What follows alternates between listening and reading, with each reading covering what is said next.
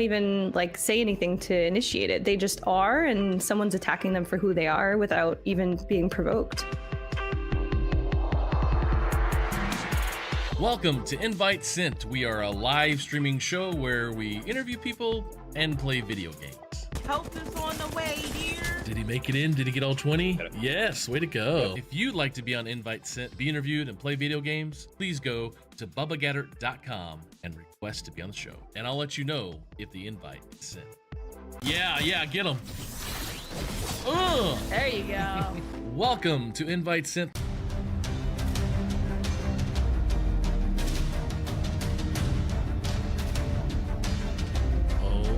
Boom!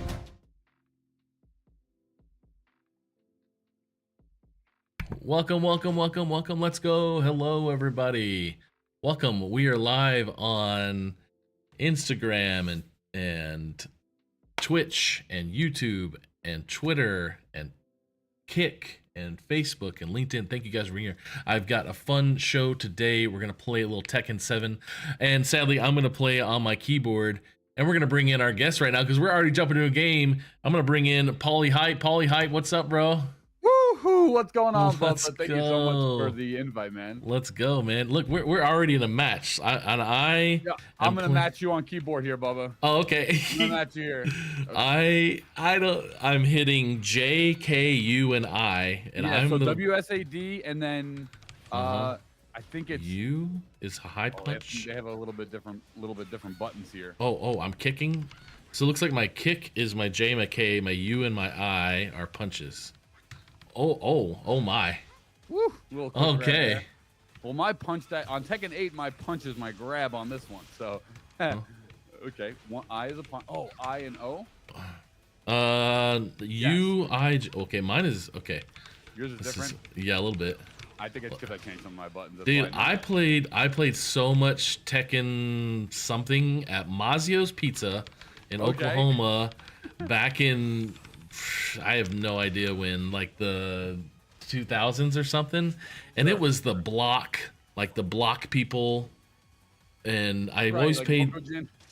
Yeah, and it was horrible graphics, but this is way 1, 2, 3. This is way different. I love this, and us being able to play online is actually really cool. Yeah, and also, Tekken 8 is even just, I know we didn't have that one since it's a little bit newer, but Tekken 8 is another one where just the graphic processing is just through the roof, and that's kind of why I was pushing for Tekken. Is just, not only is it kind of a genre that I come from in fighting games, but it's also just, I've always loved the graphics of Tekken.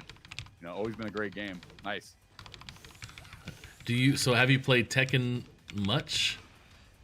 Or Tekken 7 at least? I never played Tekken 7, so me and you are the first two to touch fists here on Tekken 7. But I have been messing around on Tekken 8 for I've only streamed and played Tekken 8 since it launched on like December 30th or something. So I've been grinding Tekken a little bit. Okay. Well, we got Kyle in the chat. What's up, Kyle? Kyron over on Instagram watching some. What's up, bro? How's college? So let's go back here. What was your first video game you ever played? Man, the very first video game I ever played was regular Nintendo Entertainment System, and I remember being about 5 years old. My little sister was 3, and my dad brought home this entertainment system, and I had my older sisters had bought it for me, and I had Popeye, I had Jaws the movie game. No way. Yeah, those were my first ever games I played, and of course, I had Duck Hunt, Super Mario.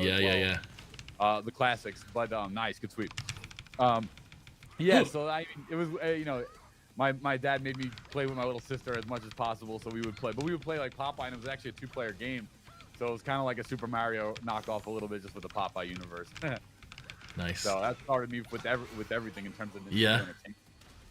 I got the faster mouse and key buttons here. So you might have some lag. I'm just mashing buttons. I'm literally mashing. Tekken buttons. 7 has always been a game of friendly play and mash buttons if you don't know what we're not trained fighting game players. Fighting games are one genre you really can't fluff too much. You have to really know how to play. What? So did you grow up playing a lot of fighting games? I did. I guess I did. Not so much. Like, it was weird. I got the regular Nintendo. I had Genesis, I had N64, which I played so many Mario games, like Mario Party. I was so addicted to Mario Party when I was like a young kid. I played so much Mario Party. And I really didn't start the fighting game stuff until I was probably about in 9th grade. Dead or Alive 4 was coming out, and that was really my first fighting game. Where DOA 4 was coming out as a launch title on the 360. So 360 was like a really big system for me. And my friend's like, yo, I think you should try this fighting game. You really like it. I saw the graphics for it. It looked amazing for being an Xbox 360 launch title. And yeah, I tried it, and I wound up playing it for 4 years, traveled the country, you know, hundreds of tournaments. So I dedicated a lot of time to Dead or Alive 4. Yeah. Wow, that's amazing, man. Niche fighting game, but you know, it was really fun. What? Okay, so oh, we double pick Lars.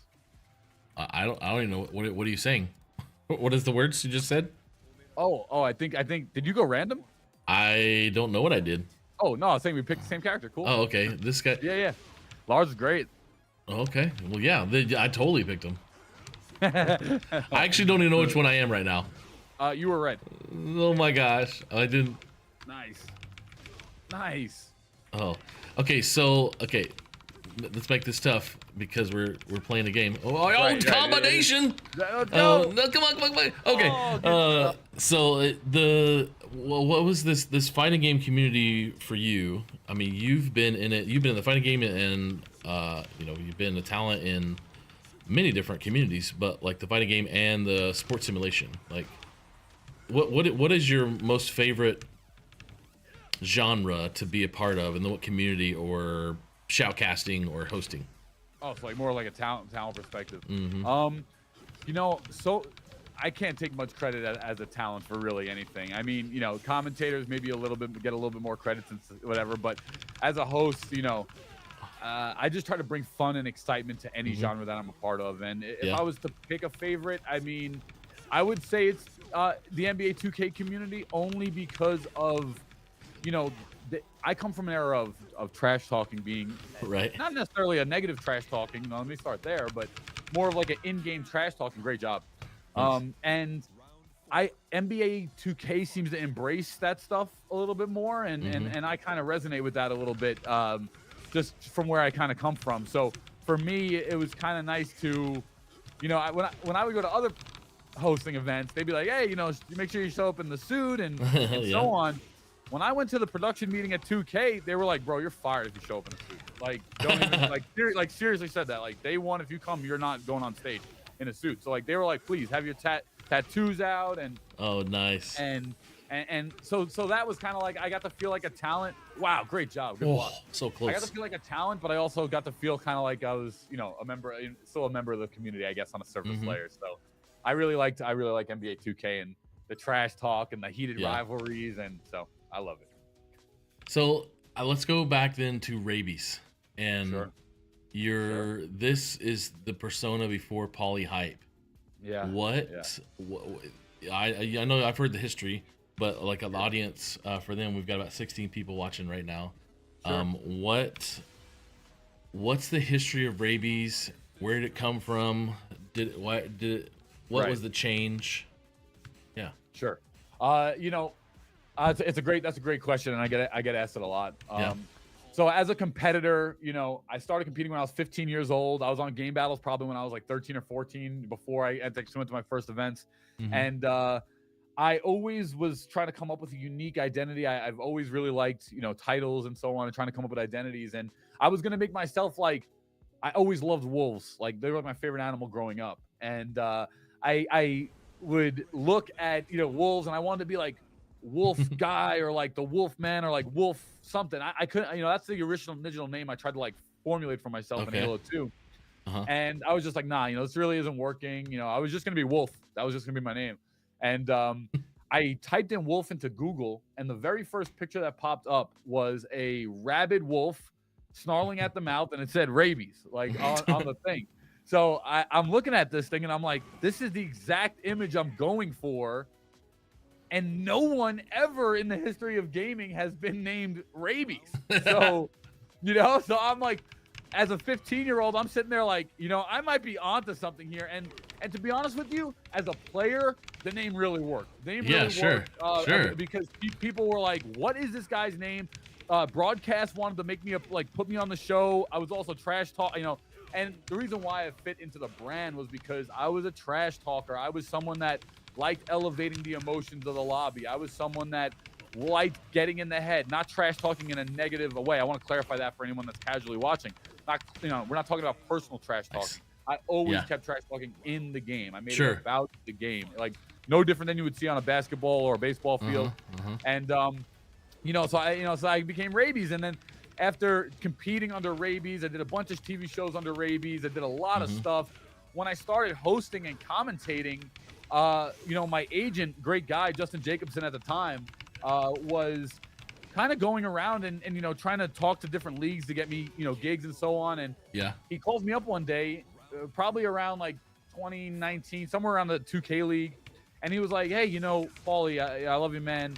I need to give you some feedback here. I'm talking to companies and they want to work with you. They want to employ you, but they don't like the name.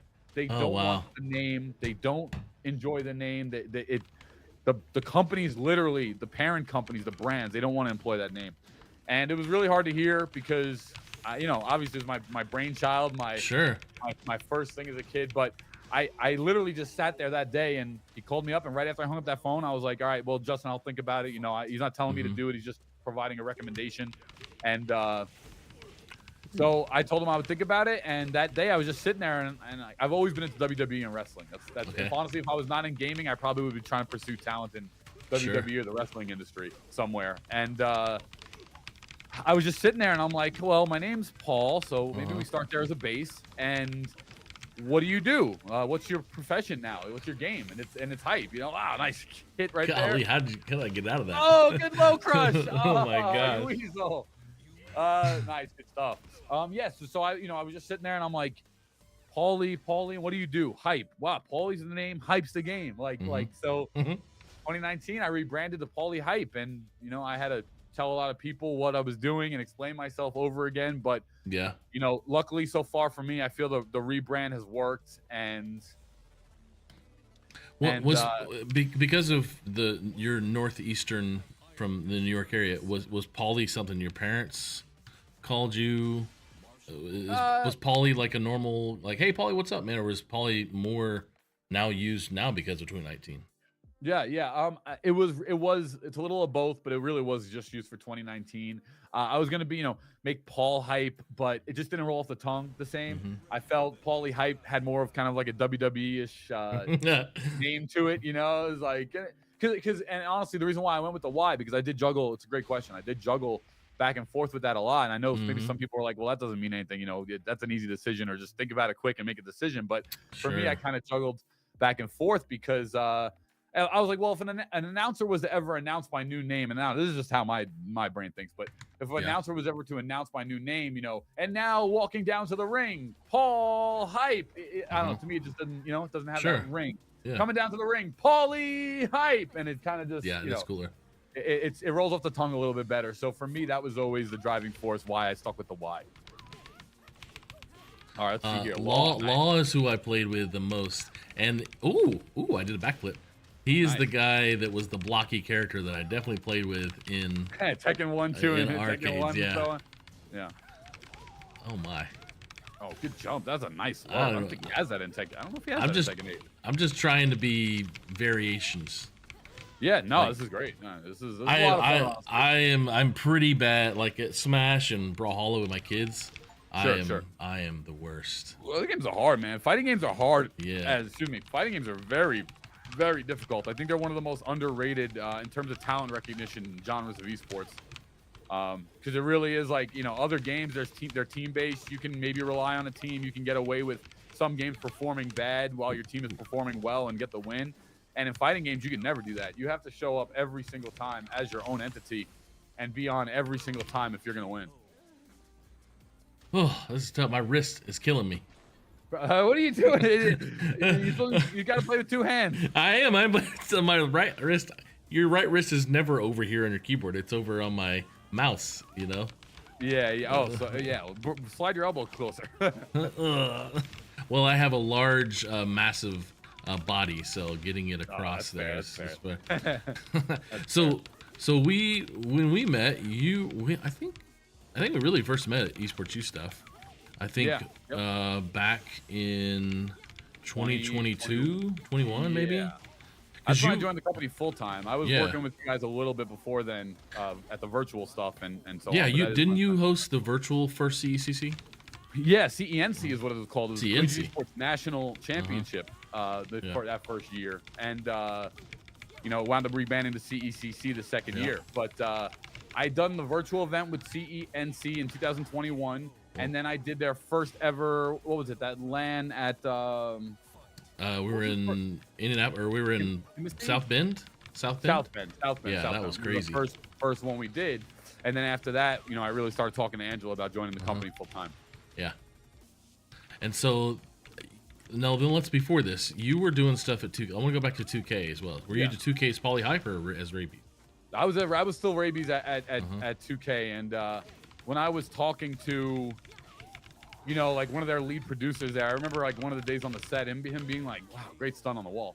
I remember him being like, "Oh, where's Rabies?" but just like having a disdain to his voice while saying that. So like I could, now that I look back on it, I'm just like, "Oh, I see. They probably had issues. We could chill for a second too. Probably had issues with the name, but they were always really cool to me, and that wasn't something I really focused on changing until after I left 2K League. Yeah. Well, but I mean, like as a player, I mean, it totally makes sense. As a player, Rabies that's what everyone told me. Everyone told me. As a player, it makes sense. There's no, it's a great, whatever. It's a unique name for a player. But when you're talking about, and the one thing that I think really resonated to me, somebody was giving me feedback is like, and it's not that it's he said, is Walmart ever going to hang a Rabies banner? And I know that might sound pessimistic, but at the same time, you have to be realistic when it comes to brands. And if you had 10 million followers, could Rabies get a banner? Maybe if you had a big enough following, you under a certain name, you maybe be able to do something. But is that also the image I want to portray? It's a negative sounding word. And Fatality is one of my closest friends. And I actually called him and mulled this over with him a little bit. Like, yo, Fatality, what do you think about me? Should I change my name? Just getting like passive feedback. What's the consensus here? And he shared some wisdom on me as to he actually suffered a lot of the same things. His name was Fatality. His name was a hard connotation type of name. So he had a lot of great feedback in terms of stuff like that. And he was just kind of like, Fatality's one that's on the cusp where like you can maybe get away with it here and there. But in the end of the day, his feedback was really instrumental because he went through a lot of the same exact stuff. Had he been, if you ever talked about this with him, had he ever been a Mortal Kombat esports athlete? How would that fit in? He said his name came from Mortal Kombat. Oh, okay. His name came from Mortal Kombat, and that was like one of his first ever favorite games. I think he told growing me that, up, and that's actually where Fatality came from. Yeah. Okay. Well, he was obviously big at Unreal and Quake and all that stuff back in the. It's funny because I've been researching a ton of esports from 2000s, 2010s, and he's obviously in there quite often. Oh my gosh. Come on, help me. Oh gosh. So that character, man, see that character in Tekken 1 did not look like this. It looked like, it's just so funny. Oh my gosh, you gotta throw me against the ropes. That's funny. I'd love to figure out the combo for like grabbing you. I don't even know what I'm supposed to be doing. 1 plus 2 plus 3 or 3 plus 4 here. What? That should be a grab. I think so. Like, I don't know. Oh, that's right. I'm just holding down. You're right. Yeah. So like it's a lot of Tekken is double button input. So like I plus U or 3 plus 4 like that. So one of the grabs are a combination of 1 punch and 1 kick button. That's right. At the same time. Oh, okay, like that. That was a pretty powerful. Okay. That's right, I forgot. Okay, I remember now. I'm just trying to get a hit. Oh. So I was gonna ask you about Halo. Sure. And your love of Halo. What all versions, what's your favorite Halo game? Yeah, So Halo, obviously the first 3 are the ones that are big in my heart. Halo 1 was the first ever game I got for Xbox Original. So like Xbox Original, I remember going to the Toys R Us launch, waiting 6 hours outside of the Toys R Us launch day. Yeah. And the bundle that they had, the initial Toys R Us bundle, and it was the only way to buy the system at the time, was a $4.99 bundle. It was $500. And you had to, oh, nice, I finally got a win. Dang, nice. That was my first achievement win. There we go. It was $500, and it came with 2 controllers and 3 games. So I wound up getting Halo Combat Evolved, Project Gotham Racing, which was a launch title, new IP on 360 on Xbox. Yeah. And I got Munch's Oddworld Odyssey. Those 3 games that I got the very first time ever. And I remember taking that console home. I want to say I maybe missed school or so. And my grandpa really hooked me up with that one. He really hooked me up. And you know, I remember booting up that console, and I think Oddworld was really the first game I played. And when I just looked at the graphics of this game, it was amazing. So eventually, when I got over to Halo, I think that same night my cousins came over and we co-opted Halo for like 8 or 9 hours straight, and we beat the campaign. And it left such a lasting impression on me. I actually, before Halo 2 is the one I started competing in, but before Halo 2 came out, there was a way to bring your original Xbox, like maybe a year or 2 after Xbox was already out. There was a way using a program in your computer called Xbox Connect to basically jimmy rig your Xbox console to have online access. It was Xbox Live before it had ever come out. And the Ogres, you know, top 2 winning Halo team, they were practicing on this. Would bump into them. Like anybody that was a really serious competitor, anyone that had already been going to those early first day MLGs, they were all on Xbox Connect, and I was only learning about it. And I remember fighting some of these people and being like all me and my friends, we all thought we were amazing. We were playing 4-player split screen, and like we went online, and we got destroyed by these people. There was this one team called the Pepsi team. It was like vanilla Pepsi, cherry Pepsi, they all whatever. But they just, you know, so many teams destroyed us on there, and I got my first taste of competitive gaming very, very, very early. And I realized that, man, I thought we were good, and there's a talented community out there that's way better than us. So when Halo 2 came out, I really took that game seriously. Love Halo 2. Halo 2 is just the best game by far in the franchise, obviously, right? So I just took it really seriously, and I met some guys from school that became my best friends to this day, and you know, in real life. And they were telling me that they compete on this website called Game Battles, and they actually do compete already and so on. And I wound up trying it, and I loved it. I took off to it immediately. The communication, the teamwork, the chemistry, working together. I loved it so much. And Halo 2 being an amazing game made the experience so much better too. Yeah, Halo 2 is definitely the favorite. Halo 2 is the favorite. I mean, that's the game. That's the game title where I put holes in walls with my roommate because I'm so mad that the stupid sticky bomb got me on. What's the mode? What's the map? The lockout or? Yep. Lockout's the best map in the game. Oh my gosh, I played that's the best made map almost ever in FPS. Quit screen watching, bro. That was a thing, right, in those early days of gaming, the screen looking. But you know, Halo was just an amazing, memorable experience. Oh my gosh! Especially being like the first times I ever competed against like actual people. Like I did an Xbox Connect, but Game Battles Halo 2 was like more official. So when I got to do that, I was just like so hooked to the competition. I really only got into gaming, to be honest with you, because I wanted to do sports in school and I was scared to try out for them. Okay. I really only got I got a lot of my height and so on. I hit puberty very, very late in life.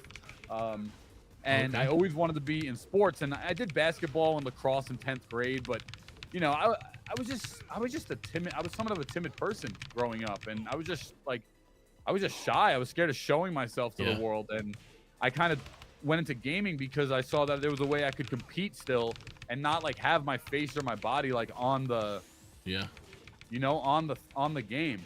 And I don't know, there's something about that, maybe something about that I don't know, like hiding myself kind of let me just be, you know, the gamer tag and not Pauly. And I've seen middle school photos of you and of your glasses and your lanky body. Oh yeah. Very lanky. Very lanky. That middle school life of unsurety and in your confidence. Yeah. I was there. And it was a real deal. Gaming gave me an outlet to kind of prove myself that I felt maybe wasn't there in the real life at the time. So for me, I really, I really took to it, and I went to my first tournament was Evo East 2016, and my first LAN was Evo East 2016 offline event. Yeah. And I took third place despite hands dripping in sweat, fucking yeah, and terrified out of my mind. Yeah. I took third place, and I never looked back. I think I traveled to like 20 or 30 events that year, between maybe online and offline. I went to probably 20 or 30 events, and I took it with stride. I just went off the rails with it. There was some tournaments, even like C3 in Virginia, where, after Halo, I got into Gears, and Gears was a game that I loved as well. Sure. I put so much time into Gears. When Gears was coming out, that was like the next revolutionary game after Halo. Like that was the first Microsoft IP that was like, other Halo fans were like, damn, like this looks freaking cool, But I would go to tournaments, and a lot of tournaments, for some reason, just back in the day, Gears of War always found itself at fighting game events for some reason. So I would go to tournaments and compete in DOA and Gears. I'd win DOA, take third in Gears, and I was probably one of the only gamers at the time entering two major genres of gaming and placing, top 8 essentially in them both. Oh, dang. Yes. This guy's got a sword. Come on, I should be winning. Yoshimitsu is great. So what am I doing? That's a spin that does take your life, but it's evasive. You use it like one time and it totally gets you out of the picture. But it does take your life, so you got to kind of crazy. Okay, yeah, that's crazy. What is it going to take for Halo to really be a collegiate title, that besides what it is now, but like what's it going to take for it to be up there with Overwatch or Valorant? I don't know if it ever will be. Unfortunately, I'm of the belief. Wow, great job. Ooh. Oh! I have no idea what I just did. Oh, please. There we go. Oh, nice. I'm standing on my sword. Yeah, that was sick. Halo Infinite has gotten into college, which is it's a free-to-play game. I think that's college's niche in terms. It's a good fit for it, being free to play, and giving any college essentially having access to it. I honestly don't know. The Halo games haven't felt like themselves for a really long time. They got away from just what they were building, and I know it's a new company and so on with 343 Studios, but they got away from what they had built in 1, 2, and 3. And I just think that this is gonna go through. Oh, Nice. No! Ray, Come on! I didn't know Come on. rage arts were in this game. I'm dead. Oh my gosh! I have no idea what I did. I have sick. no idea what I did. Do what I do. That's a rage art. That's like you supered me essentially. Yeah, actually, I meant that. Play super in this game. Oh, you have EX meter in this game. Whoa! What did you just? Oh, I'm stabbing you. Nice. There's a grab. What in the world? Nice. Yeah, so I mean, Halo needs to reinvent itself. Halo needs to reinvent itself. It needs to get back to the things that made Halo great. Like, make Halo great again, Like, and I say that because the first time I booted up Halo 2, one of the things that was so impactful on that, well, not only just having the fact that you have just some great maps in Halo 2, but the first thing I ever did in Halo 2 was the clan match. And there was clan match, and games I didn't remember, but in the early 2000s, a lot of games, every game, it wasn't just friendless. It was like you had clans built into the games. And it really, I know you could do all that stuff through Discord and stuff today, and you can still do clan matches, and we obviously have competition higher levels than ever. But having the stuff in the game to where you could queue as your clan into a ranked clan match with these awesome, I don't know if you remember the Halo 2 icons, the level icons. They were just like, it was a revolutionary ranking system when it had come out. And they got away, Halo has gotten away from a lot of the fun things that made people love their game. No! Oh, I did it! What? Hit buttons! Oh my gosh! Man. Wait, do I win? Okay. Yeah, yeah. Oh my god. That was Great 2-2 play. right there. So those rage arts eat a hit or two. And Oh as long my as you have the gosh. health to eat the hit, it'll go off. That was incredible. That was amazing. That was fantastic. Oh Yeah, but my Halo's gosh. gotten away from those fun things that made the game great. The ranks, the clan match, the proximity chat. I remember the very first game we booted into Halo. I was camping outside the base of the other team. We had to play assault. We had to plant the bomb in the base. And I was outside and they're like, where are they? You can hear them in proximity chat in the game. So I'm listening to our enemies, and they're like, where are they? Where are they? Have you seen them? Can you see them? And I was just like, I'm right here, baby. Like I'm right on the, and they can hear you, and stuff like that was just made so many fun memories, honestly. So Halo has to reinvent themselves to get back to what they were. To answer your question. Now, do you consider yourself when you consider yourself a pro player? Do you consider yourself a pro player in what title? I was just a pro player in Dead or Alive, Gears of War, and Halo. I competed. I traveled. Went to the first ever Halo 3 LAN in Nashville. Placed pretty well there, but I wasn't a pro. So I would just consider myself Gears of War and Dead or Alive. Halo was kind of like my training wheels. Okay.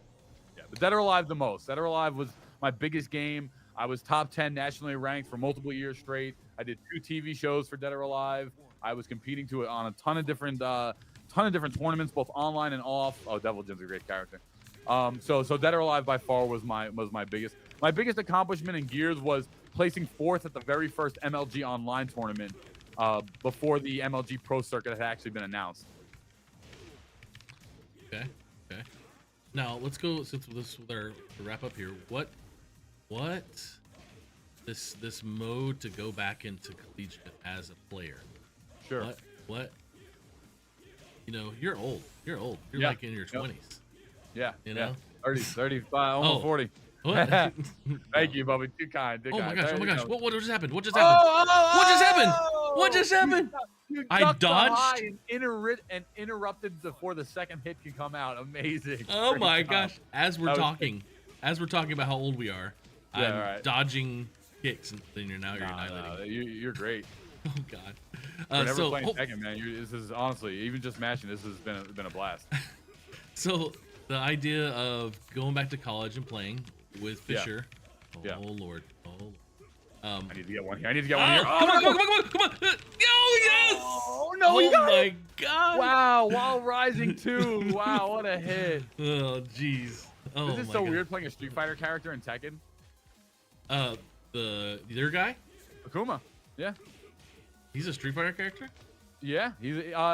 He's a guest character, and he was in my. I think so. Tekken made Tekken Cross Street Fighter Cross Tekken. Okay, right. I've seen that. Game? Yeah. So there was always a plan for Street Fighter, Tekken Cross Street Fighter to come out, but it never did. And I'm pretty sure Akuma being in Tekken 7 was maybe a reminiscent of that project that didn't come to fruition, because Harada and Street Fighter, Street Fighter's. I did it! Oh god! Very good job. God, man, this game is stressful. Oh yeah, fighting games. Oh my god! But to answer for Fisher, you know, I it's really weird how life pans out. I went to the first ever LAN event for Halo Infinite. So despite being in my 30s, I've still been competing and going to random tournaments, so on. I went to a LAN event for Halo Infinite, and Brian Hummel was someone who actually was on my team. Okay. For that LAN event, I had just met him. I think I messaged Twitter for like people that were going, and he wound up becoming on my team, and it wound up turning out that he was a whole part of this whole collegiate scene that he was like kind of you know, telling me about. And I never had. We were joking around, you know, we were playing Halo, and I'm like, man, you know, I dropped out of college. I would, you know, would love to go back, and now that I, you know, know what I'm doing a little bit more and have my wits about me. And he was like, well, you know, that option is, you know, could be an option. You probably have eligibility since you dropped out. And so I looked into that. I researched my own eligibility. I had it. And he was interested in me coming there to help start the program and help to start, you know, be a notoriety and a mentor to some of the younger gamers. And so that's what happened.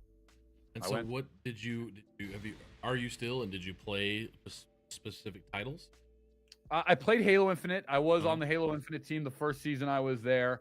Did ECAC, did anything that did allow the online, you know, I was a virtual student, so anything that allowed the online virtual students to compete, I did.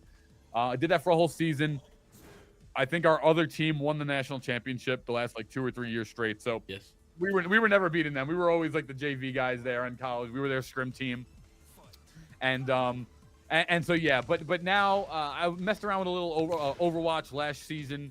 But this year, I'm just kind of focusing on my studies and being like a mentor / like backup commentator for the program.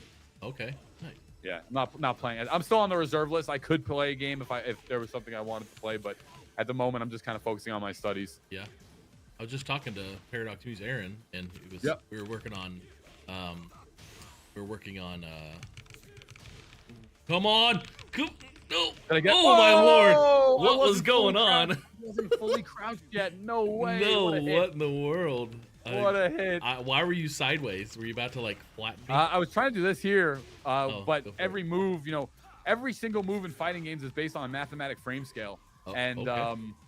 So if this move has a certain amount of frames it takes to go from standing to crouching like it does, you can hit me in those frames while I am in the stage of transitioning from start to crouch, standing to crouch. This is fun. Love it. Kwesi, what's up, Kwesi? Kwesi over in Ghana, the president of Esports in Ghana and Africa. What's up, man? Oh, great. Yeah, I saw Chosen One doing a lot of stuff over there. Yeah, Chosen One and Chris, I think they're gonna go back this summer as well. I was just talking. I just had on the show last week the group called, and you may have some input on this actually, because of your how you smack talk only in the game, and yeah, and I play a ton of basketball, so I totally get the smack talk. Right. I'm getting annihilated. I spoke with Annabelle. She created with her team Melanin Gamers. They created what's called the toxicity rating. So they're working with they're working with ESRB to add a rating system based on toxicity rather than just like the gameplay, because toxicity is a whole different thing, right? Like a League of Legends, how super toxic it is, and many games are super toxic. So it's based on a system that people survey on the toxicity. So, and she actually lives in Ghana right now. She's from London. But I was talking to Kwesi. What's toxicity in gaming? Like, let's talk about that. Where do you see the line, and where should it be fixed? People won't like my answer with this. Okay. I'm not of the same mindset in that regard. In my opinion, I'm seeing people on Twitter call for the banning of trash talk. That's just insane. That's just insane to me. And also toxicity is totally toxicity is totally subjective, which is also an issue with that rating system. That's totally subjective. But honestly, I would say that for me, I can't speak on other people. I don't know what their morals are, but my morals were always, as long as I keep it in the game, I am going to use my mental to throw you off. I am going to trash talk you. I'm not going to say that your clothes look poor and baggy and homeless. I never took it out of the game. That was my rule personally as a player. I always took it in. I'm better than you in Halo. I'm gonna beat you. I'll hype you with the sniper and then go woo and make sure you hear it. I'll make sure you hear it. So that was what my strategy was. Don't get me wrong. Do things get chippy when you trash talk? It does get chippy. But I never did slurs. I never did cursing. I never did derogatory marks about someone, a family, or anything like that. For me, it was always keep it in the game and let's throw them off the sticks, but do it in the game. And then afterwards, my other rule was always GG. Shake your hand, look you in the eyes, GG. It's all good. So those are my two rules. And despite being one of the more aggressive trash talkers in the game, and aggressive in terms of willing to start and initiate the trash talk in a match, I never took it out the game, and I never made it about anything other than the skill set that we were both imploring. So that was my rule, and that's what I've always stuck to this day. And so to me, as long as you do that, there's trash talk is healthy to some degree, and it can also backfire on you. That's the other thing about trash talk. I mean, they don't talk about that. They don't really talk about that. It's like if I trash talk you and and I've done this, and that motivates you to then beat me, I'm the one who holds the L. So it's like, there's levels to it. In terms of like, once you take it out of the game, though, I think you've gone too far. That. Well, I mean, I think this is the good educational thing we need to keep continuing to do in esports, for sure. Because we've had, I mean, gosh, I can't remember her name, but she was going to be on a show a year or two ago, and her student got her student got like reprimanded because he was dropping f-bombs or something. I can't remember her name. Her like. That's okay. Yeah. Anyways, but that idea, the talking, and you, I think, have a good perspective on this in a multicultural relationship with your son, who is also multiracial. Yes. And so, like, that idea of the slurs and the racism and the over hypersexualization and hyper domestication. Sure. That toxicity. I think that's where they really, them as melanin gamers, mainly African American and Black people from across. That's their kind of big focus. But that's why I asked the line. I'm on board with that. That's the line. That's the line. I mean, that's the line. I never. I guess my mom just raised me differently, maybe, but I never really got off on like saying those things or even like it was never. See, when people were like, oh, when that was coming out and it was getting bad or so on over the last couple of years, it was never a part of my vocabulary. I never had like any slip ups. I never someone that was on social media getting exposed for doing things like that. Because I never went near that line. I never went anywhere near it. It wasn't a fun line to me. And also, I had respect for a lot of my friends. Chosen one. Sebastian Burton was someone that I grew up with. This guy was, probably he was the brother I never had growing up. Sebastian Burton, big time. And I remember, so many times where we would be staying up school nights. Hate to say it, but some weekends we'd be up 2, 3, 4 a.m. laughing, hanging out on Xbox Live. And what I learned from Xbox is like I never made a ton of camaraderie in real life. Don't get me wrong, I had friends and so on, but my bigger camaraderies were made through Xbox Live, through people I only, heard their voice and so on, and made friends through that. And, growing up with him, and the FGC as a whole, the FGC whole is very, very minority, is very African American, is very like, that whole culture that is FGC. And FGC was always a blend of all these cultures coming together and being and competing. And we had a lot of respect for each other from that. A lot of the major toxicity traits come from these team-based games, these 5v5, 4v4 games where, and I get that too, when you're with the boys or you're with the team and you're all riled up, but you don't want to go near the racism stuff. It's not even good trash talk. That's the other issue I have with it. The racism and all that stuff isn't even good trash talk. You're just screaming at that point, obscenities and so on. So it was never even it was never something I had to practice or go near because I just never went near it as a person. And my best friend was Black, so I love this dude, and I never, I would never ever, do anything to jeopardize my friendship with the people I were growing up from. Stuff like that. It's not worth it. So, where do you see esports? Actually, no, I don't want to go that. I want to talk about Heroic Game Day. Sure. I want you to. What was this? Sure. I love the video presentation you put out, the announcement. Thanks. It looks like a really cool organization. I'm pretty sure I've heard of them, or maybe somebody reached out to me a while back. But I'd love to learn more about your organization. Sure. Yeah. So Heroic Game Day is basically a game-based learning tool. We are the first ever video game-based learning tool that's in the education system.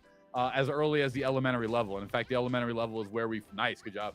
Elementary level is really where we focus at the moment for our game. And basically what Heroic Game Day is I don't know when I was in 3rd or 4th grade, the first ever games were like Oregon Trail, backyard baseball. Where in the world was Common San Diego? Those are games that I played in school that my, progressive teachers had put in, and they were really captivating. So Heroic Game Day basically takes all the skills. I'm gonna get this one. Heroic Game Day takes all the skills that we like to learn outside of school. So when you're in school, you learn math, you learn science, you learn the traditional fundamentals. But what's one of the things that mostly parents and students all complain about that they don't get to learn in school? That's everyday life skill set building, financial literacy, leadership, communication, and so on. There's 20 or 30 life skills that we associate with that don't really get taught in school, that are just more about building up the workforce and building up the people that want to go into the workforce. And we believe at Heroic Game Day that lack of education has been something that has really been hurting America for a long time. And we think it's from the content material kind of being so outdated that this is why the education system is hurting. And our goal is to reformat and revolutionize that and show people that, similar to myself in school, that if you're able to attain and grasp the child through actual genuine subject matter, the learning comes for free. The learning comes automatic. The learning comes on their own, even to where we have children that take our heroic game day home, and outside of school, they play it outside of school. So we found great success that when you change the subject matter to align with building actual skills, workforce skills on top of the core science, math, science, and so on, students respond a lot better than just sitting at a chalkboard and digesting information. Okay. I want to pull up the website. Sure. And Sebastian says, Rabies, keep it clean. The Rabies is a good trash talker. Keep it clean. always keep it clean, bro. I always kept it clean. Let's see. So I'm gonna pull up the website here. Game and yeah, pull it up. Let's take a look. Heroic Game Day. I'll put it in the chat. Let's check this out. Sure.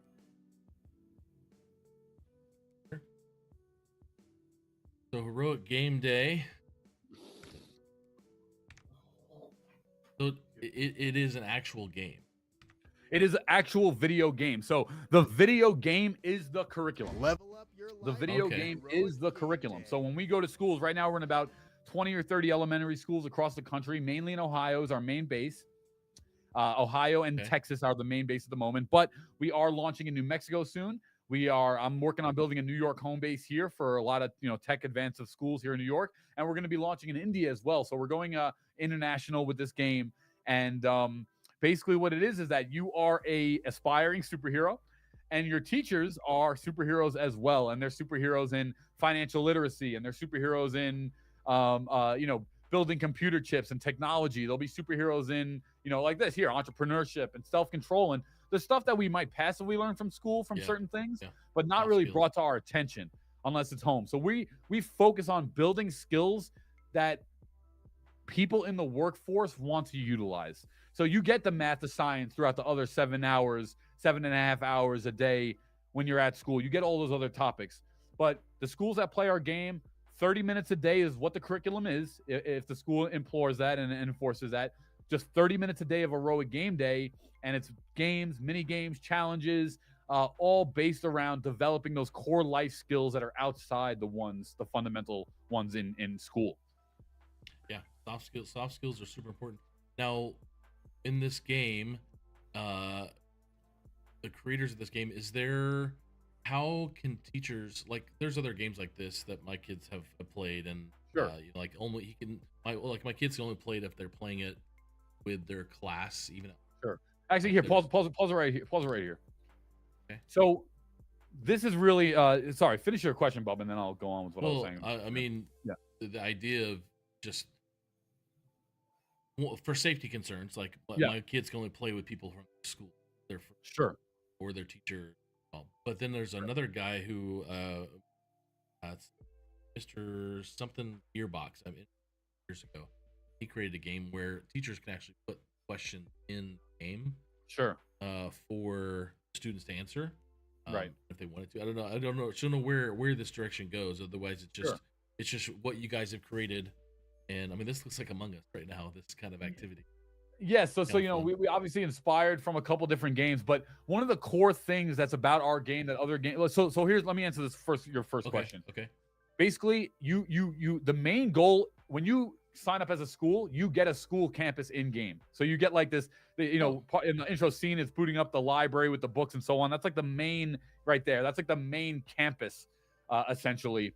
And so every school gets their own campus. Now, we are also building a version of the game so that homeschool teachers can rent like 30 licenses and be able to give it to homeschool as well. And we are also going to have a free-to-play version of the game that is somewhat limited. This is the main campus here, but it becomes specific to each individual school.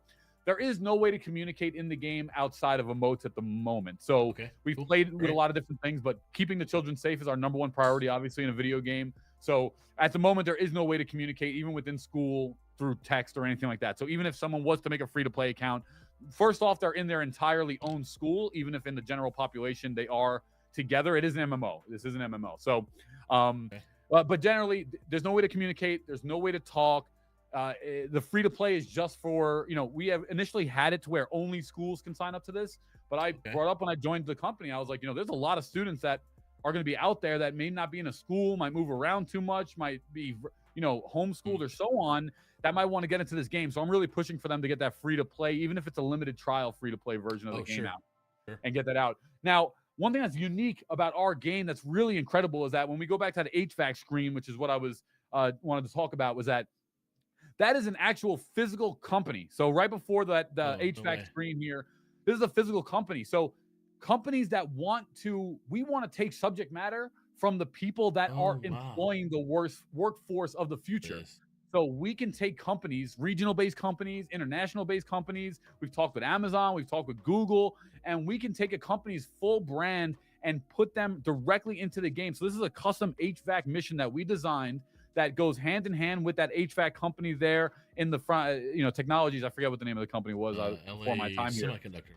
Yeah, LA Technologies. And we're actually looking, we are going to be branding the game, and inside have branded quests from companies like UPS, from Google, basically want to start building the skill set that they feel like these are people that they can employ in the future. And don't get me wrong, it's not going to be some big, one big ad board or so on, but these are genuine quests that play into the soft core skill set, but then also showcase children other jobs that they can get into, jobs that they can learn. I mean, in this game, you build a computer chip in one of the missions. You physically build a computer chip. So, we send IRL certificates and in-game certificates when you do things like this. And we want to build a sense of accomplishment, achievement, and genuinely make children feel that this is an MMO that they can take with them throughout their early years as a gamer and learn the soft skills that we believe gaming and esports builds. This probably has to be the best part of the game when I get into these games and they're this avatar in a world. If I can't jump and flip and double jump, then this is not fun. Right. This 100%. Because you and I play plenty of World of Warcraft. Right.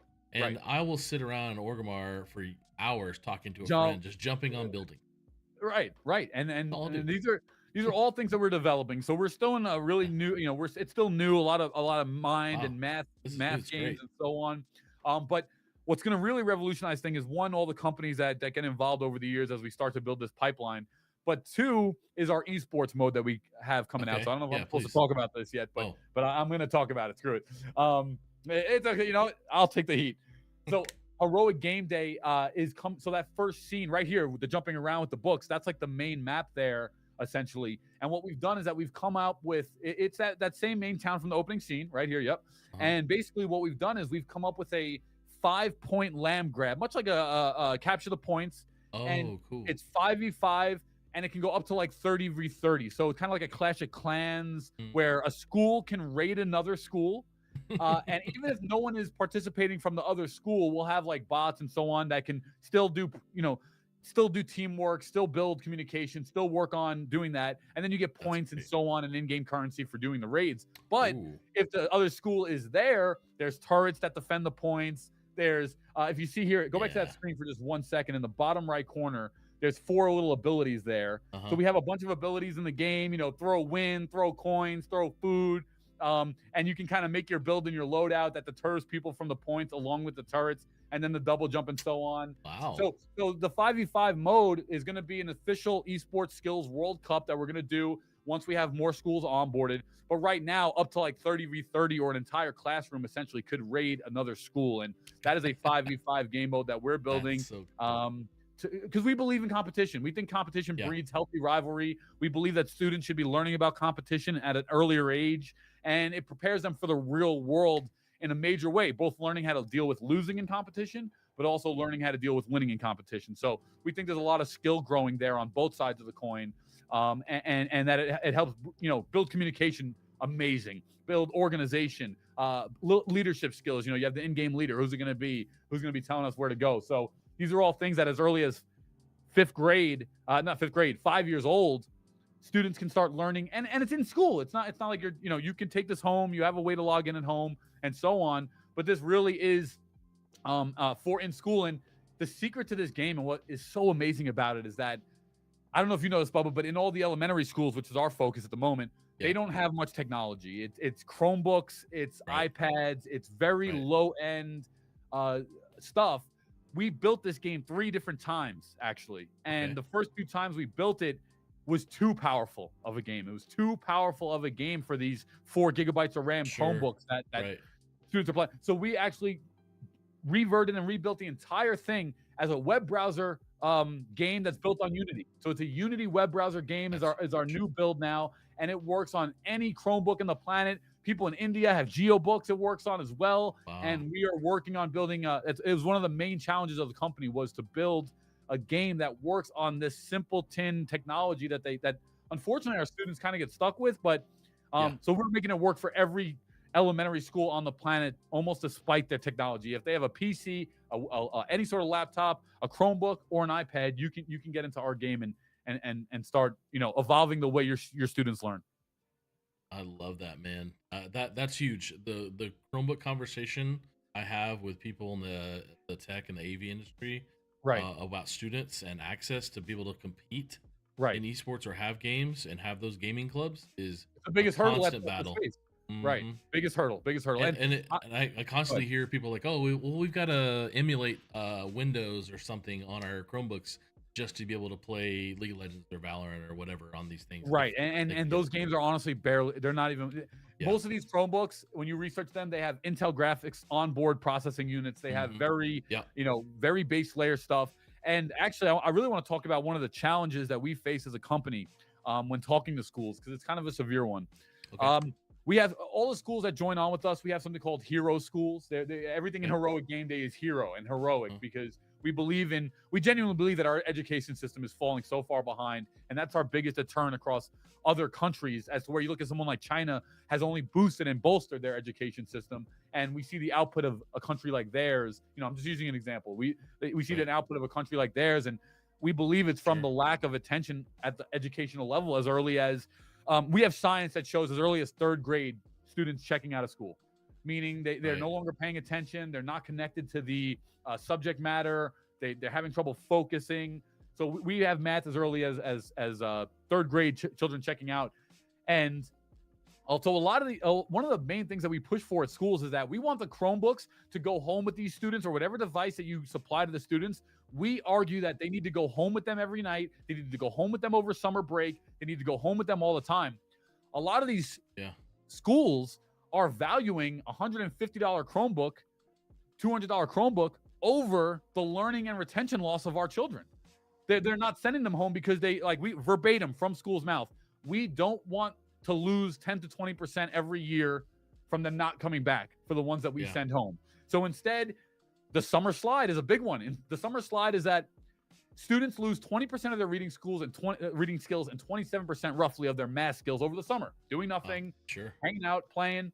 We want the Chromebooks to go home to reverse this summer slide. But a lot of schools won't send them home because they're worried about a couple $100 Chromebook retention loss instead of the education of our own children, which pilot the entire country. So that's one of our biggest forefronts that we fight with, is how do we get more? And some schools are amazing. Those are our hero schools. They send them home all year round. They let the students play if they want to play, and so on. So we're trying to get to a point where schools are willing to innovate. Schools don't want to prioritize a $200 Chromebook over the education of our children. And how do we bridge that gap here as we see some of the foundational figures in our company here? That was Thomas Reed just speaking. He's a 40-year educator in the space. But we run into a lot of hurdles with these schools, and a lot of them prioritize budget over the learning of our children. That's of course trying to get changed. Man, I know we could talk about that for a long time. So right. Well, I appreciate this because I think, and as we wrap up here, I think I see a game that was created by people who play games. Right. Because I look at all the different styles of gameplay and the different looks. I see multiple genres, to be honest. We have a little Fall Guys inspired mini game coming out. So we have a lot of different stuff that we're going to be adding into the game. We're still in our early phases. We just added everyone gets their own personalized little Animal Crossing island with a bunch of different items, from certificates that you get in the game, from trophies you get in the game, from doing those HVAC missions and so on. You will actually get physical company certificates to display on your island, to display in your summary, if you will, and we're going to make it so that at some point, you know, social media is a tough aspect for children. This is a tough area of our company, but we want to make a shareable report card that has these certificates that you can show. Hey, I worked for Google and completed a Google certificate as early as 5 years old. Wow. You know, when I was growing up, and if you were to pull that out on an interview like 20 years later, like wouldn't that be something very impactful or so on? So we really want to build the workforce of tomorrow and do it through education, through gaming. Love that. PaulyHype, man, I appreciate you teaching me some Tekken, and I loved getting a chance to hang out with you, dude. And you too, man. Man, if there's ways, just tag me on stuff on social so I can push those, push your posts, man, and or you know, send them to me in DMs or whatever. Because that's a really great program. Thanks, Bubba. It has been such an awesome year. I know it took 3 seasons to get on here. I was kind of checked away from doing any sort of like things for a little bit. I just was kind of doing my own thing, but I'm so happy to be here, and it has been always a blessing to talk to someone like you who's always at the forefront of so many different areas as well, especially not coming from being a pro gamer space to just totally diving in it. You're someone that truly, you know, I've always taken the stance of, you're not in esports, you're not a long-time gamer, you're a stranger here. But I got to give credit where credit's due to people that actually put in the work, because you can work your way into the industry. And you're a prime example of someone that has covered every facet of the industry and done so much work. So we're blessed to have you, man. And thank you so much for inviting me. I appreciate that. Absolutely, Bubba. It's truthful. All right, dude. Well, stay amazing. I'm going to shut down the show, and right, I will catch you next time, brother. All right, Bubba. All right. See you later, man. Peace. All right, everyone. Thank you so much for coming today and watching some Tekken and hanging out and learning about Heroic Game Day. Check out, I put Heroic Game Day in the chat. Looks like a really cool platform. I'm excited to get to know more about it and maybe help promote it. But thank you guys again for being here. Really appreciate you. On Friday, we're actually going to be with BJ Fink, and we're going to play some StarCraft 2. Thank you to all the people who came in the chat today. Kitty, Quessy, Kyle, Kyron, about 34 people in the chat today. Thank you so much. And tomorrow, we'll be having any Rave shows, but we'll be having episodes coming in June, Rabies show. And then it looks like next week I will be in Texas. So there'll be no invite sent next week. I'll be in Texas at the Collegiate Esports Commissioners Cup. Thank you all. Stay amazing. See you next time. See you later. Bye.